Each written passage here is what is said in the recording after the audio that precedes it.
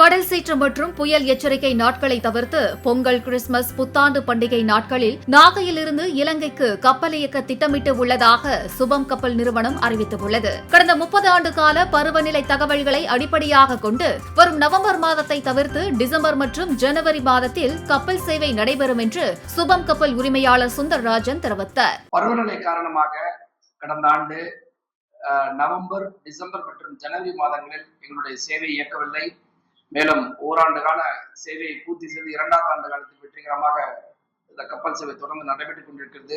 இந்த நேரத்தில் கடந்த 3 மாதத்தினுடைய பருவநிலை தொடர்ந்து கண்காணித்து மேலும் 30 ஆண்டு கால தகவல்களை பல்வேறு நிறுவனங்களிலிருந்து பருவநிலை தகவல்களை பெற்று அதன் அடிப்படையில் இந்த ஆண்டு டிசம்பர் மற்றும் ஜனவரியில் கப்பல் சேவையை இயக்குவது என்று நிர்வாகத்திலிருந்து முடிவு செய்துள்ளோம்.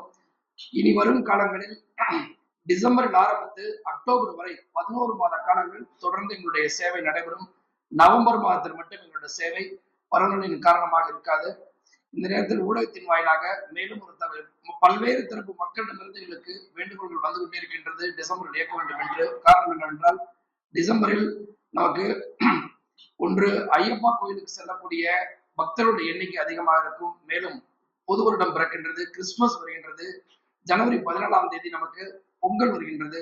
இந்த தொடர்ந்து பண்டிகை காலமாக இருப்பதாலும் பொதுமக்களுடைய வேண்டுகோள் அடிப்படையிலும் மேலும் பருவநிலையுடைய தகவல்களின் அடிப்படையிலும் இனி வரும் காலங்களில் நவம்பர் தவிர 11 மாத காலமும் தொடர்ந்து கப்பல் சேவை இயங்கும் என்பதை இந்த நேரத்தில் ஊடகத்தின் வாயிலாக பொதுமக்களுக்கு தெரிவித்துக் கொள்வதில் மகிழ்ச்சி அடைகிறோம். நன்றி. பிளே ஸ்டோர் மற்றும் ஆப் ஸ்டோரில் இருந்து பாலிமர் செயலியை QR கோடு மூலம் பதிவிறக்கம் செய்யுங்கள். செய்திகளை உடனுக்குடன் பெறுங்கள்.